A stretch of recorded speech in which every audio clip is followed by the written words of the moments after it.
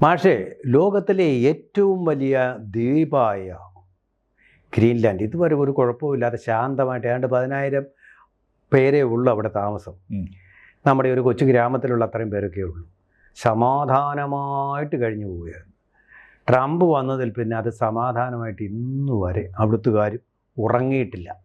ഇപ്പോൾ യൂറോപ്പിലെ പ്രധാനപ്പെട്ട രാഷ്ട്രങ്ങളിൽ നിന്നുള്ള സൈന്യങ്ങളെല്ലാം അവിടെ എത്തിയിട്ടുണ്ട്. വല്ലതും നടക്കുമോ? നടക്കും. നടക്കാൻ ഉള്ള കാരണങ്ങൾ മതിയായ രീതിയിലുണ്ട്. അമേരിക്ക അവിടെ ഒന്നും നടത്തിയില്ലെങ്കിൽ അമേരിക്കയ്ക്ക് യൂറോപ്പിലുള്ള അപ്പർ ഹാൻഡ് പോകും. യൂറോപ്പിനെ വിറപ്പിച്ച് നിർത്തുന്ന അമേരിക്കയുടെ തന്ത്രത്തിന്റെ ഒരു ഭാഗമാണിത്. രണ്ടാമത്തേത്, വെനസ്വേലയിൽ ഏതായാലും ഇടപെട്ടു. ഇറാനിൽ ഇടപെടാൻ ശ്രമിച്ചു. വെനസ്വേലയിൽ വിജയിച്ചു. ഇറാനിൽ തൽക്കാലം ഇപ്പോൾ പിൻവാങ്ങിയിരിക്കുകയാണ്. ഈ സന്ദർഭത്തിൽ ഇവിടെ നിന്നൂടെ പിൻവാങ്ങിയാൽ അമേരിക്കയുടെ അതിൽ പ്രസിഡന്റിന് നോബൽ സമ്മാനം കിട്ടുകയില്ലെന്ന് അദ്ദേഹത്തിന് മനസ്സിലായി, മർഡോയെ പിടിച്ചതോടുകൂടി. അതാ വെനസ്വേലിയൻ പ്രതിപക്ഷ നേതാവ് കൊണ്ട് കൊടുത്തല്ലോ. അങ്ങനെ കൊടുത്തിട്ട് കാര്യമില്ല. സ്വീഡിഷ് അക്കാദമി കൊടുക്കണമല്ലോ. മര്യാദ കാണിക്കണമെന്ന് പറഞ്ഞു. മര്യാദ കാണിക്കണമെന്നല്ല, അക്കാദമിക്ക് തിരിച്ചെടുക്കാനുള്ള അവകാശമുണ്ട്. എല്ലാ ആളുകൾക്കും അങ്ങനെ ഒരു ക്യാൻസൽ ചെയ്യാനുള്ള അവകാശം. അതെ, നിങ്ങളുടെ തന്നിഷ്ടപ്രകാരം ചെയ്യാൻ പറ്റില്ല. അപ്പോ അത് അദ്ദേഹത്തിന്റെ അദ്ദേഹത്തിന് കൊടുത്ത സമ്മാനം എന്ന അടിമ ഉടമയ്ക്ക് കൊടുക്കുന്ന പോലെ കരുതിയാൽ മതി. ഇവിടെ സംഭവം എന്ന് വെച്ചിട്ടുണ്ടെങ്കിൽ ഗ്രീൻലാൻഡ് അമേരിക്ക പിടിച്ചെടുക്കാൻ ശ്രമിക്കുന്നു. ഈ യൂറോപ്യൻ സൈനികർക്ക് എന്ത് ചെയ്യാൻ പറ്റും? ഒരു ചുക്കും ചെയ്യാൻ പറ്റിയില്ല. നമ്മൾ സാധാരണ പറയാറില്ലേ, നീട്ടി പിടിച്ചൊരു സല്യൂട്ട് അടിച്ചിട്ട് അങ്ങ് ഇറങ്ങിപ്പോരാന്ന് പറഞ്ഞ പോലെ അമേരിക്കയിൽ നിന്ന് ആയുധ യുദ്ധ ഭീമന്റെ അടുത്തേക്ക് അവരുടെ സന്നാഹങ്ങൾ, അമേരിക്കയുടെ സന്നാഹങ്ങൾ എന്ന് പറയുന്നത് യൂറോപ്യൻ രാജ്യങ്ങൾക്ക് സ്വപ്നം കാണാൻ പറ്റാത്ത രീതിയിലുള്ളതാണ്. അമേരിക്കയുടെ വിദേശ നയത്തിൽ യൂറോപ്പും ഒരിക്കൽ തങ്ങൾക്കെതിരായി വരും എന്ന ചിന്താഗതിയിലാണ് അവർ മുന്നോട്ട് വരുന്നത്. അമേരിക്കക്ക് സ്വാഭാവികമായ ഒരൊറ്റ സഖ്യരാഷ്ട്രങ്ങളുമില്ലെന്ന് അവരുടെ ഡീപ് സ്റ്റേറ്റിന്റെ നയവിശദീകരണ യോഗങ്ങളിലെല്ലാം അവർ പറഞ്ഞിട്ടുണ്ട്, പ്രഖ്യാപിച്ചിട്ടുണ്ട്.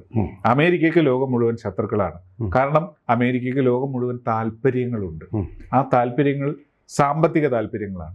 സാമ്പത്തിക താല്പര്യങ്ങൾക്ക് വേണ്ടി മാത്രമാണ് അവർ അവരുടെ സൈനികമായ ഇടപെടലുകളെല്ലാം നടത്തുന്നത്. സൈന്യത്തെ കൊണ്ടേ അവർക്ക് സാമ്പത്തിക താല്പര്യങ്ങളെ രക്ഷിച്ചെടുക്കാനോ നടത്തിയെടുക്കാനോ പറ്റുകയുള്ളൂ. അതുകൊണ്ട് തന്നെ ഗ്രീൻലാൻഡ് ഒരു സംശയമില്ലാത്ത രീതിയിൽ അമേരിക്കയുടെ കീഴിലാകും. ആരെ എതിർക്കാനുള്ളത്? ഇനി യൂറോപ്യന്മാരെ വിടാതെ നടക്കില്ലെന്ന് മനസ്സിലായി. ഞാനിപ്പോൾ കാണുന്നത് അവിടത്തേക്ക്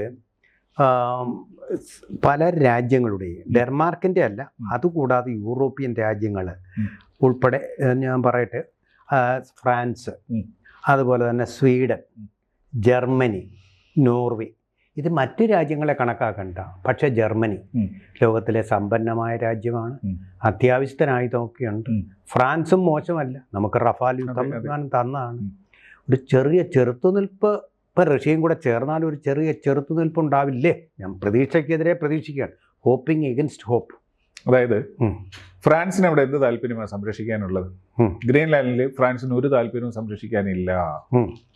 യൂറോപ്യൻ യൂണിയന്റെ ഭാഗമായ ഒരു രാജ്യത്തോട് ഞങ്ങൾ ഐക്യദാർഢ്യം പ്രഖ്യാപിക്കുന്നു എന്നതിനപ്പുറമുള്ള ജീവൻ മരണ പോരാട്ടത്തിന് ഫ്രാൻസിന് അവിടെ പോകേണ്ട കാര്യമില്ല, ജർമ്മനിക്ക് പോകേണ്ട കാര്യമില്ല, നോർവേക്ക്, ഒരു രാജ്യത്തിന് പോകേണ്ട കാര്യമില്ല. കാരണം അമേരിക്കയോട് ഇടയുന്ന രാജ്യങ്ങളുടെ ഗതി, കമ്മ്യൂണിസ്റ്റ് രാജ്യങ്ങളാകട്ടെ അതല്ലാത്ത രാജ്യങ്ങളാകട്ടെ, എന്താണെന്ന് ഇത്ര നാളുമുള്ള ലോക ചരിത്രം എടുത്തു പരിശോധിച്ചാൽ നമുക്കറിയാം. അല്ലെങ്കിൽ ഇടഞ്ഞ രാജ്യങ്ങളിൽ അവസാനം ആരുടെ കൂടെയാണ്? ജപ്പാൻ അനുഭവം വിട്ട രാജ്യം ആരുടെ ഏറ്റവും വലിയ സഖ്യകക്ഷിയാണ്? അമേരിക്കയുടേതാണ്. വിയറ്റ്നാമായിട്ട് ഈ കഴിഞ്ഞിടക്കാണ് ട്രംപ് സ്വതന്ത്ര വ്യാപാര കരാർ ഉണ്ടാക്കിയത്. അമേരിക്കയോട് ശാശ്വതമായിട്ട് എതിർത്ത് നിൽക്കുന്ന ഒരു രാജ്യത്തെ പറയാം, ക്യൂബയുണ്ട്. ക്യൂബയുണ്ട്. ചൈനയോ? ചൈന എതിർത്ത് നിൽക്കുകയല്ലല്ലോ. ചൈന നയപരമായ സൗഹൃദത്വം ഏറ്റവും വലിയ വ്യാപാര പങ്കാളിയല്ലേ. വന്നാൽ ഞാനൊരു രാജ്യം പറയും, നോർത്ത് കൊറിയ വെല്ലുവിളിക്കാമോ? ഞാൻ സമ്മതിച്ചു. ഞാൻ സമ്മതിച്ചു. ഞാൻ ക്യൂബയുടെ കൂടെ നോർത്ത് കൊറിയയും കൂടെ ഉൾപ്പെടുത്തുന്നു. ഈ രാജ്യത്തെ ജനങ്ങളുടെ ജീവിത നിലവാരം എന്താണെന്ന് ചിന്തിച്ചു നോക്കൂ. ഈ മിസൈൽ പുഴുങ്ങി തിന്നാനായിട്ട് വേണ്ടിയല്ല അവിടുത്തെ ജനങ്ങൾ ഇരിക്കുന്നത്. അല്ലെങ്കിൽ അണുബോംബ് ഭക്ഷിക്കാനോ അല്ലല്ലോ അവരുടെ ആഗ്രഹം. അവർക്ക് ഭക്ഷണം വേണം, ജോലി വേണം, വേതനം വേണം, വിനോദം വേണം, സ്വാതന്ത്ര്യം വേണം. ക്യൂബയുടെ യൂട്യൂബിൽ ധാരാളം വീഡിയോസ് കിടപ്പുണ്ട്. അതായത് 200 വർഷം പിന്നിലുള്ള ഒരു പ്രദേശമാണ് ക്യൂബ. അവിടെ ഒരൊറ്റ പുതിയ കാർ നമുക്ക് കാണാൻ പറ്റുകയില്ല. പണ്ടത്തെ നമ്മൾ ഇപ്പോഴൊക്കെ ഈ വിൻറ്റേജ് കാറുകളായിട്ട് ഉപയോഗിക്കുന്ന സാധനങ്ങളാണ് ക്യൂബയുടെ തരത്തിൽ നെട്ടും ബോൾട്ടും തിരികെ റിപ്പയർ ചെയ്ത് വെൽഡ് ചെയ്ത് ഇപ്പോഴും ഉപയോഗിക്കുന്നത്. ക്യൂബയിലേക്ക് ടൂറിസ്റ്റുകൾ ഇല്ലെന്നത് എന്ത് കാണാനാണെന്ന് അറിയാവൂ? നൂറ്റാണ്ടുകൾക്ക് മുമ്പുള്ള ലോകത്തിലെ ഒരു മനോഹരമായ നഗരം കാണാനാണ്. ഹവാന എന്ന് പറയുന്ന പ്രദേശം, അതിൻ്റെ തലസ്ഥാനം എത്രയോ പൂർണ്ണമായും പ്രാകൃതവൽക്കരിച്ച, ചുവരുകളിൽ ചായം പോലും പൂശാൻ കഴിവില്ലാത്ത ദരിദ്രരായ മനുഷ്യർ ഇപ്പോഴും റേഷന് വേണ്ടി ക്യൂ നിൽക്കുന്ന ദാരിദ്ര്യത്തിന്റെ മുഖങ്ങൾ നമുക്കവിടെ കാണാൻ പറ്റും. അമേരിക്കയുടെ ഒരു മ്യൂസിയം പീസാണ്, അല്ലെങ്കിൽ ഒരു ഫോസിലാണ്, കമ്മ്യൂണിസത്തിന്റെ ഒരു ഫോസിൽ ആണിതെന്ന് പറഞ്ഞു. നോർത്ത് കൊറിയ പക്ഷേ അങ്ങനെയല്ല. അധികം പേര് ആരും പോയിട്ടില്ലെങ്കിലും നോർത്ത് കൊറിയ പിന്നെ അങ്ങനെ പട്ടിണി കിടക്കുന്ന ഒരു രാജ്യമൊന്നും ആണെന്ന് തോന്നുന്നില്ല. ചൈനയും ഇപ്പോൾ പട്ടിണിയിൽ നിന്ന് കരകയറിയിട്ടുണ്ട് അല്ലേ? ആരാ ചൈന പട്ടിണിയിൽ നിന്ന് കരകയറിയത്? അമേരിക്കയാണ്, പാശ്ചാത്യ ശക്തികളാണ്.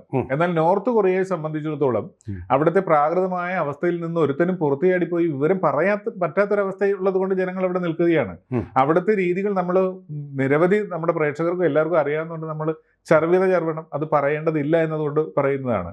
കമ്മ്യൂണിസ്റ്റ് കൊറിയ ജനങ്ങൾക്ക് എന്ത് കൊടുത്തു എന്ന് അറിയണമെങ്കിൽ തൊട്ടപ്പുറത്തുള്ള മുതലാളിത്ത കൊറിയയിലേക്ക് നോക്കിയാൽ മതി, വ്യത്യാസം മനസ്സിലാകും. ജർമ്മനിയിൽ സംഭവിച്ച പോലെ, അതായത് കമ്മ്യൂണിസ്റ്റ് ജർമ്മനിയും മുതലാളിത്ത ജർമ്മനിയും ഉണ്ടായിരുന്നു. ഒരുത്തനും മുതലാളിത്ത ജർമ്മനിയിൽ നിന്ന് തൻ്റെ വീട് കാണാൻ പോലും പഴയ കമ്മ്യൂണിസ്റ്റ് ജർമ്മനി ആയ ഭാഗത്തിലേക്ക് പോയില്ല. മറിച്ച് കമ്മ്യൂണിസത്തിൽ നിന്ന് രക്ഷപ്പെടാൻ വേണ്ടി മുതലാളിത്തത്തിലേക്ക് ചാടിയിട്ട് കമ്മ്യൂണിസ്റ്റ് ഭടന്മാർ സ്വന്തം രാജ്യത്തുള്ളവരെ ആ മുള്ളുവേലി ചാടി കിടക്കുന്നവരെ വെടിവെച്ച് കൊല്ലുന്ന ദാരുണമായ കാഴ്ചയാണ് കണ്ടത്. ഓക്കെ, നമുക്ക് വേറൊരു ഭീമൻ കരടി അവിടെ കിടപ്പുണ്ട്, ഗ്രീൻലാൻഡിനോട് ചേർന്ന് തന്നെ. റഷ്യ ഇടപെട്ട് കളയോ? റഷ്യക്ക് ഗ്രീൻലാൻഡിനെ ഇടപെട്ടാൽ റഷ്യക്ക് ഉണ്ടാകുന്ന ഗുണങ്ങൾ എന്തൊക്കെയാണെന്ന് പറഞ്ഞേ. റെയർ എർത്തിൻ്റെ ഒരു വലിയൊരു ഖനനം അവർക്ക് സാധ്യമാവില്ലേ? അവർക്ക് ആവശ്യമുള്ളതിനേക്കാൾ കൂടുതൽ റഷ്യയുടെ വിശാലമായ ഭൂപ്രദേശത്ത് തന്നെ ഉണ്ട്. സൈബീരിയ, അമേരിക്കയോട് മത്സരിച്ച് ചെയ്യേണ്ട കാര്യമില്ല. എന്നാൽ റഷ്യക്കൊരു നിഗൂഢമായൊരു അല്ലെങ്കിൽ അസുലഭമായൊരു സാധ്യതയുണ്ട്. ആ സാധ്യത യൂറോപ്യൻ യൂണിയൻ വിചാരിച്ചാലേ നടക്കൂ. അതായത് ഇപ്പോൾ അമേരിക്കയുടെ പക്ഷാപാതികളായിട്ട് നിൽക്കുന്ന യൂറോപ്യൻ യൂണിയൻ നാറ്റോയിൽ നിന്ന് പിൻവാങ്ങി നേരെ റഷ്യൻ പക്ഷത്തേക്കൊന്ന് മാറി നോക്കട്ടെ, റഷ്യ ഇടപെടും. അതിനുള്ള സാധ്യത വിദൂരമായിട്ടുണ്ട്. ഇപ്പം നമ്മൾ നോക്കണ്ട. പക്ഷേ നമ്മളിപ്പോൾ പറഞ്ഞ രാജ്യം ഫ്രാൻസ് ഉണ്ട്, സ്വീഡൻ ഉണ്ട്, ജർമ്മനി ഉണ്ട്, നോർവേ ഉണ്ട്. പക്ഷെ ഒരു രാജ്യം കോൺസ്പീക്വസ് ബൈ ഇറ്റ്സ് ആബ്സെൻസ്, അതിൻ്റെ ആബ്സെൻസ് കൊണ്ട് തന്നെ വ്യക്തമാണിത്. ഏത് രാജ്യമാണിത്? പറഞ്ഞു, ഏത് രാജ്യമാണ്? വളരെ സ്പഷ്ടമല്ലേ? ബ്രിട്ടൻ എന്തുകൊണ്ടാണ് ഇതിനകത്ത് പങ്കെടുക്കുന്നത്? കാരണം സാറിന് അറിയാലോ. ഇല്ല. ബ്രിട്ടൻ ഒരു തകർന്ന സമ്പദ് വ്യവസ്ഥയുമായിട്ട് അമേരിക്കയുടെ അടിമയെ പോലെയാണ് നിൽക്കുന്നത്. അത് മനസ്സിലാക്കണമെങ്കിൽ നമ്മൾ ഈ ഗൾഫ് അതായത് പാലസ്തീൻ ഗാസ സമാധാന ഉടമ്പടി ഈജിപ്തിൽ വെച്ചാണെന്നാണ് എൻ്റെ ഓർമ്മ. ആ രാജ്യം എനിക്ക് തെറ്റിയോന്ന് അറിഞ്ഞുകൂടാ. അവിടെ പോയപ്പോൾ ഈ യൂറോപ്യൻ ചർച്ചയാണ് ഗൾഫ് സമാധാന ഉടമ്പടി വെച്ചില്ലേ? ഈജിപ്തിലായിരുന്നു. നഗരമാണ്. അവിടെ എല്ലാ നേതാക്കന്മാരും ഉണ്ടായിരുന്നു. മോദി വിളിച്ചിട്ട് മോദി പോയില്ല.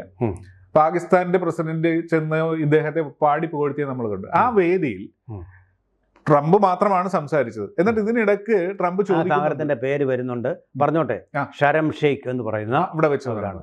Okay, thank you. അപ്പൊ ഈ സംസാരത്തിനിടയിൽ ട്രംപ് ഒരു വാചകം പറയുന്നുണ്ട്, യു കെ എവിടെ എന്ന് പറഞ്ഞ് നോക്കുന്നുണ്ട്. അപ്പോൾ യു കെയുടെ പ്രൈം മിനിസ്റ്റർ വളരെ താല്പര്യത്തോടെ ഒരു അല്പം മുന്നോട്ട് വന്നു. അപ്പൊ അവിടെ ഉണ്ടല്ലേ എന്ന രീതിയിൽ അദ്ദേഹത്തെ അവഗണിച്ചുകൊണ്ട് വേറെ ഒരു ഡയലോഗും പറയാനുള്ള ഒരു അവസരവും കൊടുക്കാതെ ട്രംപ് തന്റെ പ്രസംഗം തുടർന്നു. അതായത് ബ്രിട്ടൻ എന്ന് പറയുന്ന ഇന്ത്യയേക്കാൾ പിറകിൽ കിടക്കുന്ന ഒരു സമ്പദ് വ്യവസ്ഥയാണ്. ആയുധത്തിന്റെ കാര്യത്തിലും ഇന്ത്യയേക്കാൾ പിറകിലാണ്. ബ്രിട്ടൻ എന്തടിസ്ഥാനത്തിലാണ് അമേരിക്ക ഇന്ന് കണക്കിലെടുക്കേണ്ടത്? തീർച്ചയായിട്ടും അവരുടെ മൗനത്തിന്, അടിമത്തത്തിന്റെ ആ ഒരു ലോകത്തെ എല്ലാ പ്രദേശത്തെയും ഭരിച്ചവരുടെ ഇന്നത്തെ അവസ്ഥ കണ്ട് നമ്മൾക്ക് ആഹ്ലാദിക്കുക, ഇന്ത്യയെ അവർ ഭരിച്ചത് കൊണ്ട്. അതേ ഉള്ളൂ.